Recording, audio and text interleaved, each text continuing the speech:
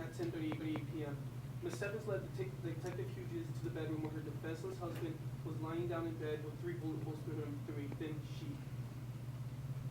He was wearied in his sleep, as most vulnerable.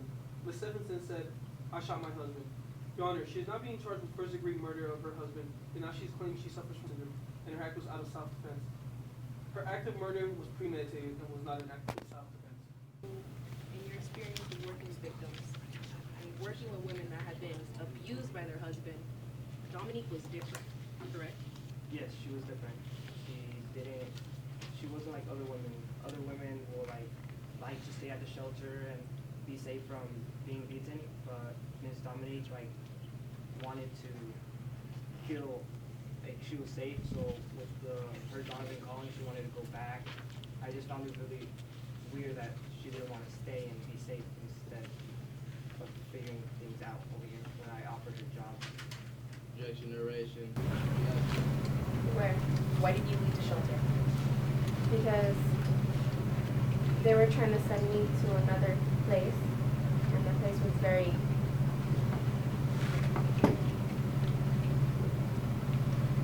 But weren't you fearful for your life and your children? I thought he would change because it was like Christmas time.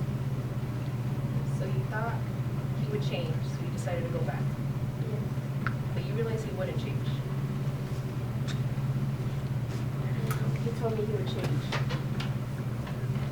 So the only way he was going to change was if you murdered him, correct? After I realized that after. And 5 days prior, he had beat you, correct? Yes. Severely. So you went from being beaten, being scared, to on the night of June 17th being angry at him and using the gun that you had hit the night before. Is that correct? Yes. Go ahead. So after you shot your husband 3 times in the back in his sleep, how did you feel? I felt still scared by the fact that I was. It says in your voluntary statement that you felt furious. You were That- furious that you saw him sleeping in the bed after he caused such a ruckus. So were you angry that night? Yes. So why'd you kill your husband? Protect my kids. and Protect your myself. kids when there was no imminent danger at the time? When he woke up, I know that he said he would straighten us out. But you shot him in his sleep, am I correct? Yes. So does your anger justify you killing a man? No. No, not arrest. Who's the owner of the gun? My husband.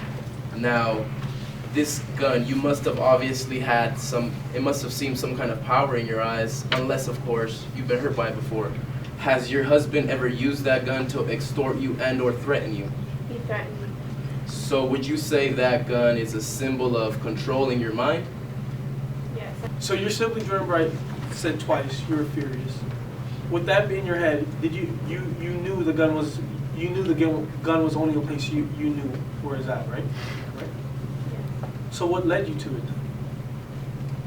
The thought of my kids being killed. So were you acting in defense? Yeah. So the officer said there was no signs of struggle. You were not beaten that day, am I correct? No, but I was told that I would be beaten when he woke up. But there's no signs of struggle in the house. Your husband went to sleep, and you proceeded to shoot him not once, not twice, but 3 times. Am I correct? Yes. So again, was this an act of defense? Yes.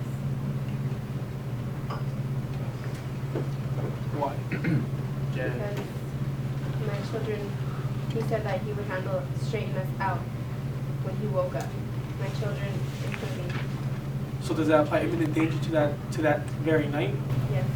Being dominated by a manipulative husband for 5 years, how did you see yourself getting out of that situation and severing yourself from him, besides the actions that you took?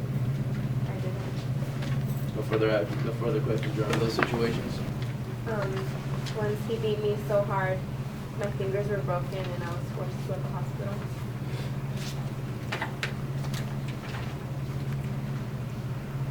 How did you react to the physical, emotional, and mental abuse that was caused by your husband? I was scared and felt alone.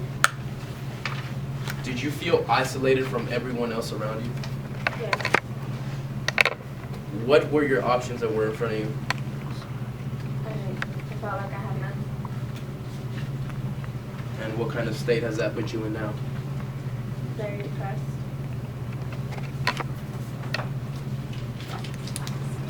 She was scared, but she was too scared to ask for help. Did you ever ask how she got those injuries? I did ask her, but every time she would tell me that she fell down the stairs or bumped against something in the dark. Did you ever try convincing her to speak to the police or file a report? We do try to convince them, but it's always up to the woman to make the case, file the report. What kind of injuries does she have? The last month I saw her, she came in June 1st, and she had burns from boiling water and rope burn. And I saw her again on June 11th, and I've never seen her that bad. She had bruises on her neck and claimed to pass out from lack of oxygen. She was obviously choking. And what was the last thing you told her? The last thing I told her was that she was lucky to be alive. But you say in your affidavit that you said nothing has struck you as life-threatening. That's exactly what you said. It says nothing before struck me as life-threatening. Well, I didn't say that the injuries before were life-threatening. I said that the last time I saw her was life-threatening. And did you ever consolidate or talk to any counseling officers? We always do, but all we can do is try to convince. We can't file the report ourselves. So did you see her very convinced? There was one time where she said, okay, I'll talk to the police. But then I went to go get the officer, and she came back. She claimed everything was okay, and that she didn't ask to see the police. So okay, so you guys offered her help and she didn't take it. So she didn't take it by choice? Would you say by choice or by? I would say out of fear from getting emotional. All right. No further questions. That she had many avenues to escape.